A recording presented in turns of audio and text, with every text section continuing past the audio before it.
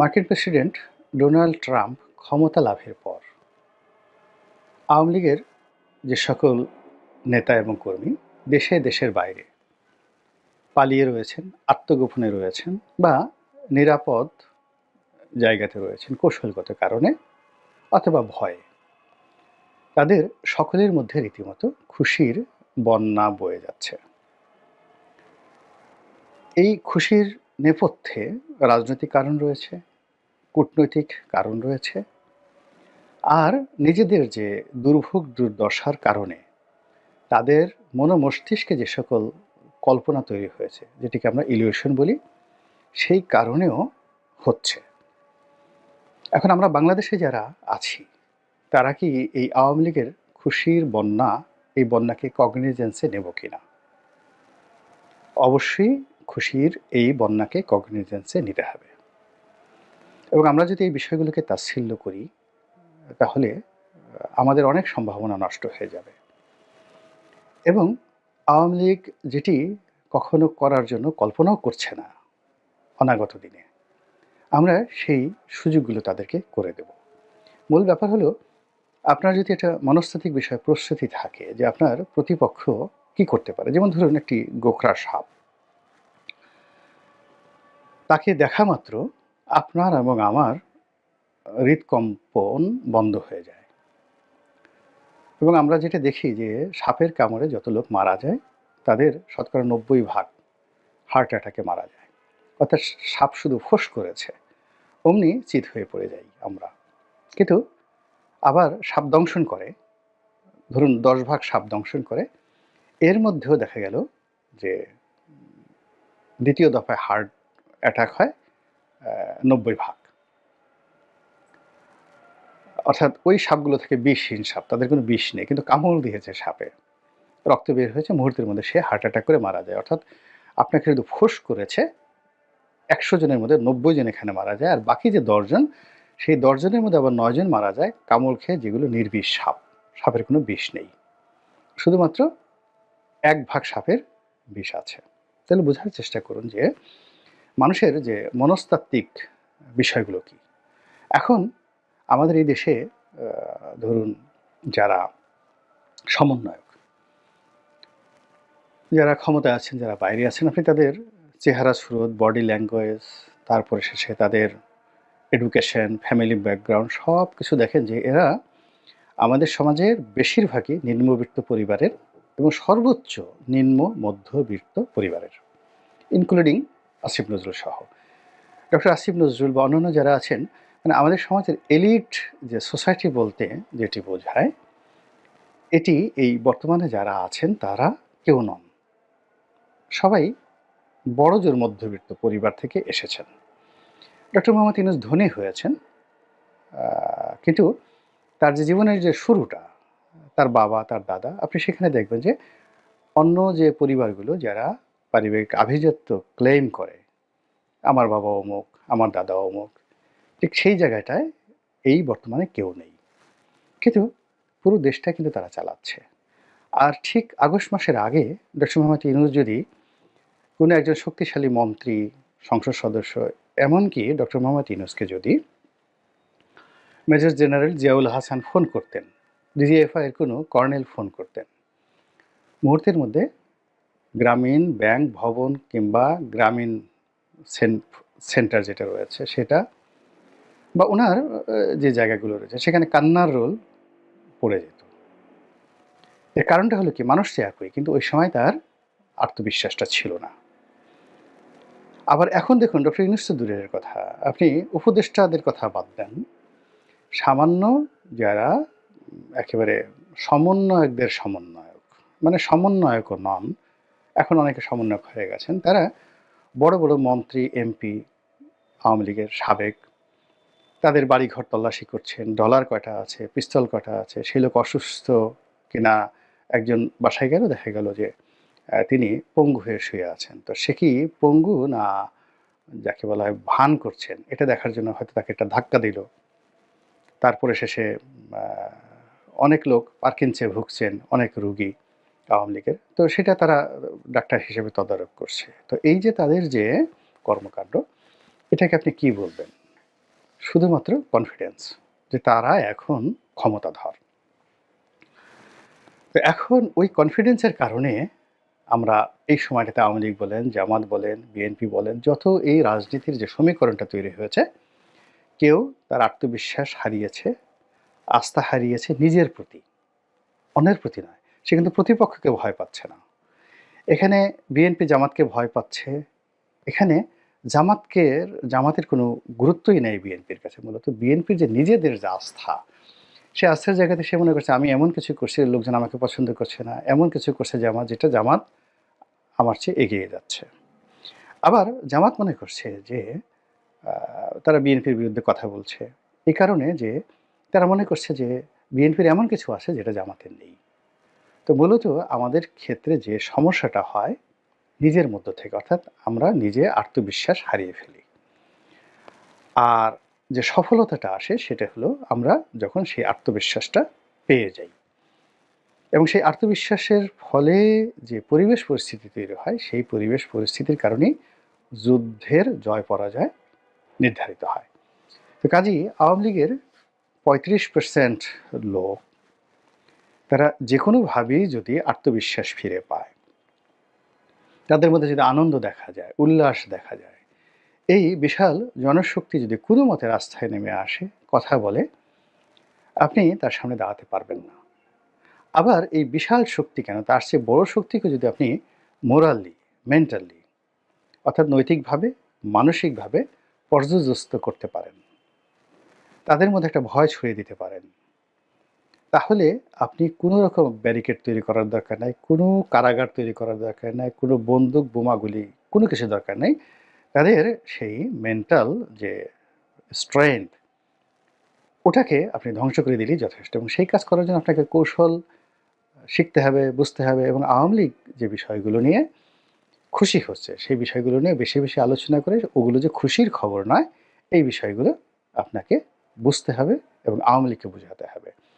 দুর্ভাগ্যজনক হলেও সত্যি যে গত ৫ মাসে এই কাজটি সরকারের পক্ষ থেকে, জামাতের পক্ষ থেকে, বিএনপির পক্ষ থেকে এখনো হয়নি। বরং আমরা যেটা করছি সেটা হলো আওয়ামী লীগ আমাদের এই কর্মকাণ্ড দেখে তারা খুশিতে, মানে যাকে বলা হয় গড় শুরু করেছে। তারপরে সেটা খুশিতে তারা গড়াগড়ি দিচ্ছে, আনন্দে তারা সেই উল্লাস নৃত্য করছে। শেখ হাসিনা টুস করে ঢুকে পড়বে, বিশাল খবর আমাদের দেশে। তিনি বাংলাদেশে হরতাল ডাকার কথা বলছেন, বিশাল খবর আমাদের দেশে। তিনি তার নেতাকর্মীদের প্রস্তুত থাকার নির্দেশ দিচ্ছেন, এর চেয়ে আর বড় খবর হতে পারে না।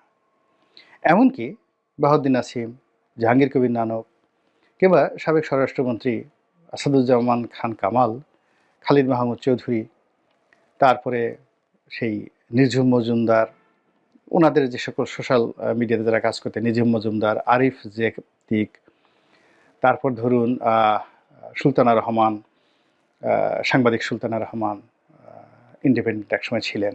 এরপরে ধরুন সেই নবনীতা চৌধুরী, তারা যে কথাগুলোই বলছেন সেই কথাগুলো নিয়ে কিন্তু আমরা আলোচনা করছি এবং শুনছি। এবং এই আগস্ট মাসটার আগে আওয়ামী লীগের অনেক সোশ্যাল মিডিয়ার যারা লোকজন ছিলেন তাদের কথা আমরা শুনতাম না। কেউ আমরা মুফাজ্জল ইসলামের কথা শুনতাম না, নিঝুম মজুমদারের কথা শুনতাম না, মোহাম্মদ আরাফাতের কথা শুনতাম না, কারোর কথাই আমরা শুনতাম না। তাদের প্রতি আমাদের একটা বিরাগ চলে এসেছিল। কিন্তু এখন আপনি গিয়ে দেখুন যে তাদের যে ভিডিওগুলো সেই হাজার হাজার লাখ লাখ মানুষ তারা দেখছে। হোয়াট ডাজ ইট মিন? এটাকে আপনি নেগলেক্ট করবেন কী করে? কারা দেখছে এই কথাগুলো? অথচ মানে কতগুলো মানুষ যারা শাহবাগের এই ঘটনার পর তারা হারিয়ে গিয়েছিলেন, কেউ তাদেরকে আর স্মরণ করেনি। আরিফ জেবতিক একজন ভালো লেখক, ভালো বক্তা, আওয়ামী ঘরানার, কিন্তু শাহবাগের যে মুভমেন্টটা ছিল সেটার একজন যাকে বলা হয় লাইমলাইটের লিডার। তারপরে অন্যান্য যারা আছেন, আরেক ভদ্রলোক আছেন খুব চমৎকার, তিনি লেখেন এবং বলেন, আমার নামটা মনে আসছে না, সেও শাহবাগের নেতা, শাহবাগের নেতা। তো তারা কথা বলা শুরু করেছেন। তারপরে আপনার নবনীতা চৌধুরী কথা বলা শুরু করেছেন। এখন নবনীতা, আপনি যাই বলেন না কেন, নবনীতার তো যোগ্যতা রয়েছে।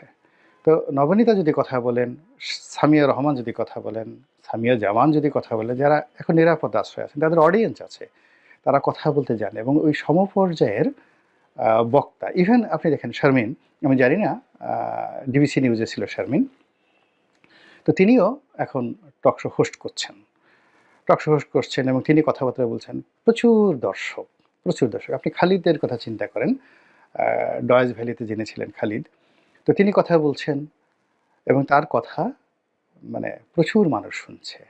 এবং আপনার এখানে হিরো আলম প্রকৃতির যারা ভিডিও বানান, ভালগার টাইপের যারা ভিডিও বানান,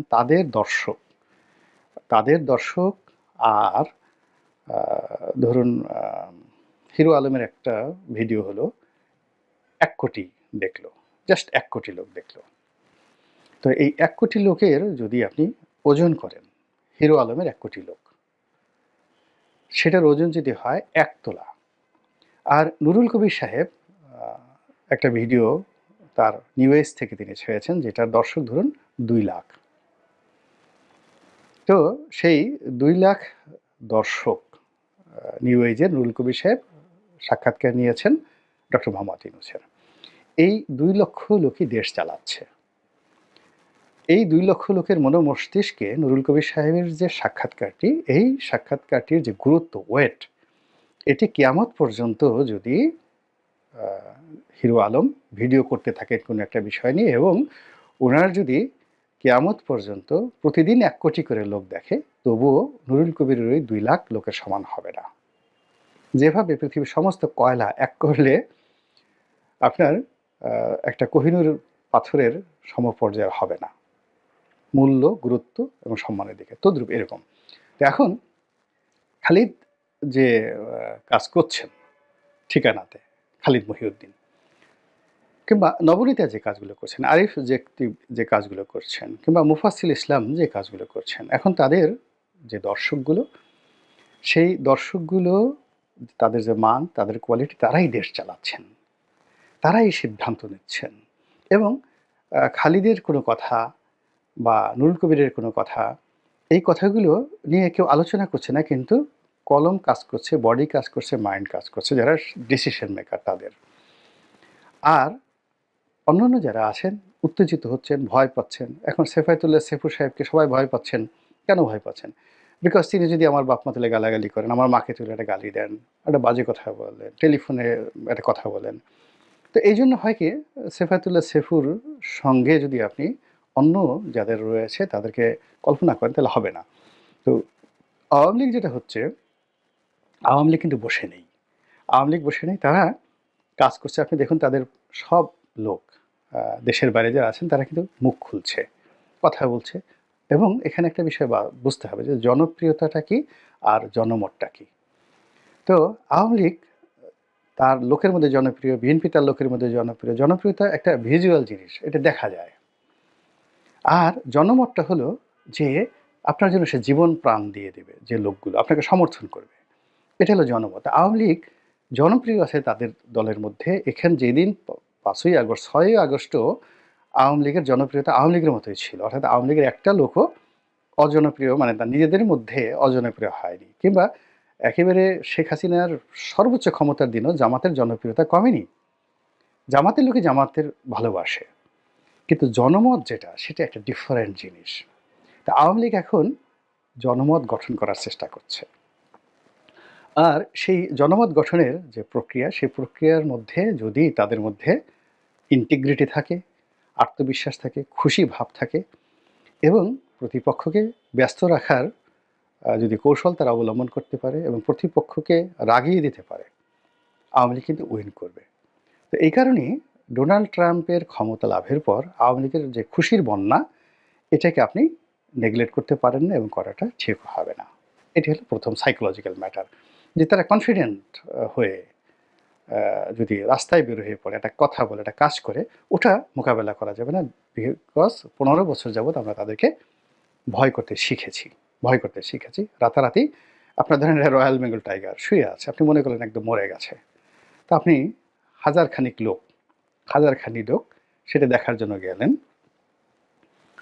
এবং হঠাৎ করে রয়্যাল বেঙ্গল টাইগারের শরীরে প্রাণ শক্তি ফিরে এলো।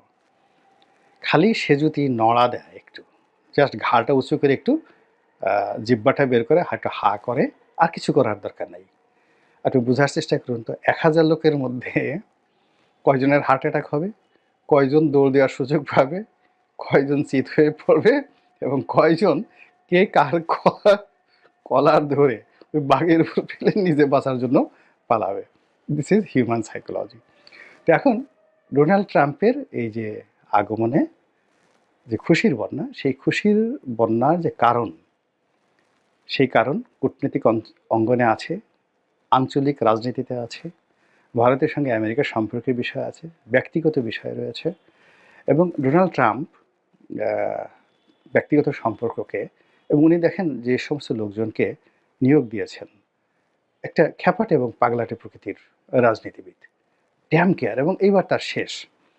এটাই তার জীবনের মানে তিনি তো আর দ্বিতীয়বার নির্বাচন করতে পারবে না। তো কাজেই তিনি যে কাজগুলো করছেন এই অল্প সময়ের মধ্যে, তার প্রচুর গ্রাউন্ড ওয়ার্ক আছে। সে একদিনে ক্ষমতা গ্রহণ করার সাথে সাথে প্রায় ৮০টি না ৯০টি এক্সিকিউটিভ অর্ডারে তিনি স্বাক্ষর করেছেন। তো প্রতিটি এক্সিকিউটিভ অর্ডার তৈরি করতে তার মাসের পর মাস অপেক্ষা করতে হয়েছে, গ্রাউন্ড ওয়ার্ক করতে হয়েছে। তো সে প্রেসিডেন্ট হবেন, কাজ করবেন, এজন্য সে গত ২ বছর ধরেই কোন কোন বিষয়গুলো, অর্থাৎ ক্ষমতার প্রথম দিনে যে এক্সিকিউটিভ অর্ডার, ধরেন সে একটা মেক্সিকো সম্পর্কে একটা সিদ্ধান্ত দিল, এখন সেইটার জন্য এক্সিকিউটিভ অর্ডারের যে সামারি, এটা তৈরি করতে তার না হলেও ২-৩ মাস সময় লেগেছে, তার যে টিম। তো এই ৮০টি এক্সিকিউটিভ অর্ডার, প্রায় প্রতিটির ক্ষেত্রে একটা বিশাল সামারি ওয়ার্ক রয়েছে। তিনি তো জাস্ট একটা স্বাক্ষর করেছেন একটা ফার্স্ট পেজে, যে চীনের এটার উপর আমি এম্বার্গো দিলাম, ওখানে 10% ট্যাক্স দিলাম, কিন্তু ওটার পিছনে কেন দিলাম, গিয়ে দেখবেন অন্ততপক্ষে বিশাল ফাইল রয়েছে। তো সেগুলো সে তৈরি করেছে, তার একটা গ্রাউন্ড ওয়ার্ক রয়েছে। বাংলাদেশ সম্পর্কে, হাসিনার সম্পর্কে তার কিন্তু একটা গ্রাউন্ড ওয়ার্ক রয়েছে, ভীষণ রকম গ্রাউন্ড ওয়ার্ক রয়েছে, এবং সেটা নিশ্চয়ই শেখ হাসিনার বিপক্ষে নয়, আর ডক্টর মোহাম্মদ ইউনূসের পক্ষে নয়। এটাকে ধরে যদি আপনি হিসাব করতে পারেন, আপনি তুলনামূলকভাবে সহজভাবে মোকাবেলা করতে পারবেন পরিবেশ এবং পরিস্থিতিতে।